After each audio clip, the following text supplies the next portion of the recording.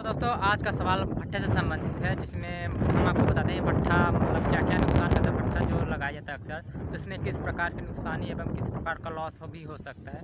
तो दोस्तों सबसे पहले तो मैं माफ़ी चाहता हूँ क्योंकि मेरी थोड़ी आवाज़ ख़राब है, क्योंकि मेरा कहा जाए तो कल से तबीयत थोड़ा डाउन हो गया था, इसलिए आवाज़ थोड़ा डिफ़िकल्ट जा रही हुई थी, उसके लिए सॉरी चाहता हूँ। तो दोस्तों कहा जाए तो जो ईंट भट्ठा लगाया जाता है, तो कहा जाता है जो लोग नए लगाने वाले होते हैं या शुरू-शुरू में जो लगाते हैं, तो उनको काफ़ी कम जानकारी रहती है। तो करीबन कहा जाता है इसको तो छोटा अमाउंट से भी शुरू कर देते हैं, छोटा कार्य करने के लिए। तो इसमें कहा जाता है यदि छोटा कार्य भी किया जाए तो यदि भट्ठा सही सलामत निकलता है तो काफ़ी अच्छा रहता है। लेकिन ये कहा जाता है कुछ इसमें लक का भी डिपेंड रहता है, लक पे डिपेंड करता है, क्योंकि यदि सही सलामत भट्ठा लग जाता है तो इसमें काफ़ी अच्छा प्रॉफिट मिल जाता है। और ये वही की बात की जाए, यदि कहीं ख़राब हो जाता है या भट्ठा कहा जाए तो ख़राब दो तरीके से हो सकते हैं। एक तो पहला भट्ठा ख़राब हो जाता है, और दूसरा बात कुछ ऊपर वाले पे भी, ऊपर वाला मतलब कुछ मेहरबान रहता है, उसका भी कुछ होता है, मतलब समझ सकते हैं। यदि पानी वानी गिर गया, जैसे पानी गिर गया और ईंट भीग गई, तो उसमें भी काफ़ी लॉस हो जाता है। तो इस प्रकार का कहा जाए तो भट्ठे में लॉस होने का काफ़ी ज़्यादा, क्योंकि ये कहा जाता है पक्का धंधा इसको नहीं मानते, यानी छोटा कारोबार ही भले ही है, लेकिन इसमें थोड़ा कहा जाता है इसको कच्चा मान के चले, क्योंकि ये जब तक पूरी तरह पक नहीं जाता तब तक पूरी तरह कच्चा ही रहता है, कच्चा माना जाता है। तो पक्का होने के लिए मतलब कहा जाता है बहुत कठिनाइयों का सामना करना पड़ता है, इसमें हर चीज़ मतलब ध्यान देना पड़ता है।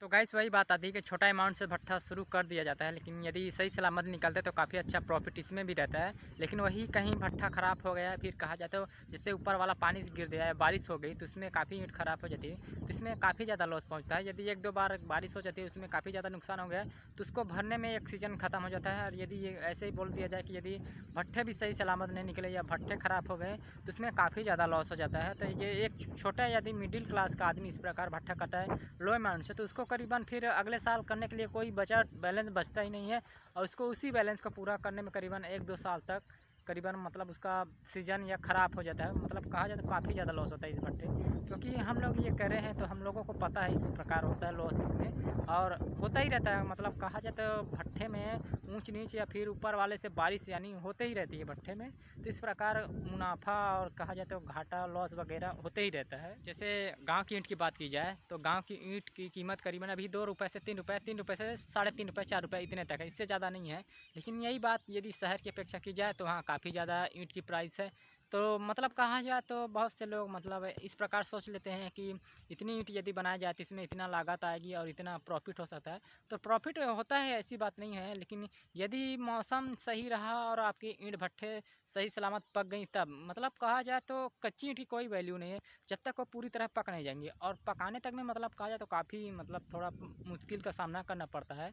पहला तो बारिश का सामना, फिर उसको ईंट भट्ठे में जैसे पकाना है तो उसको मतलब सही सलामत पक जाए तब उसको माना जाता है। और फिर उसको सेलिंग करने में भी मतलब वैसे तो कहा जाए तो सेलिंग में उतना प्रॉब्लम नहीं आती, क्योंकि आजकल कहा जाए तो हर आदमी को ईंट की ज़रूरत पड़ती है।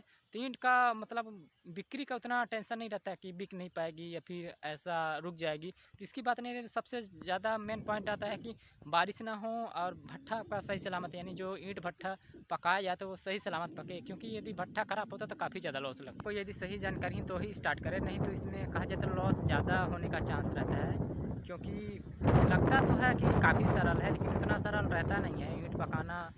तो इसके लिए क्योंकि हम अपने गांव में या हमारे यहाँ गांव में इस प्रकार जानते हैं कितने लोगों ने इस प्रकार भट्ठे ईंट भट्ठे खोले और कितने लोगों को कितना प्रॉफिट हुआ, कितने लोगों ने छोड़ दिए, कितने लोगों की मतलब पूंजी कितना डूब गई, तो इस प्रकार जान रहे, इसलिए बताना चाहते थे कि इस प्रकार हो सकता है। मेरे कहने का मतलब सिर्फ इतना ही था कि यदि ईंट भट्ठा यदि आप लो प्राइस से खोलना चाहते हैं, यानी छोटा मतलब छोटे अमाउंट से खोलना चाहते हैं, तो यदि इसकी जानकारी पूरी तरह हो तो ही खोले, यानी भट्ठा लगाना स्टार्ट करें या फिर ईंट बनाना शुरू करें।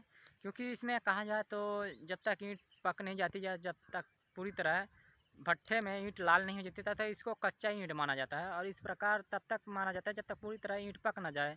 और कहा जाए तो कच्ची ईंट की तो कोई वैल्यू नहीं रहती, क्योंकि कच्ची ईंट यदि आपके पास बहुत भी बन गई है तो वो तब तक सही नहीं माने जाएंगी जब तक वो पूरी तरह पक नहीं जाएंगी।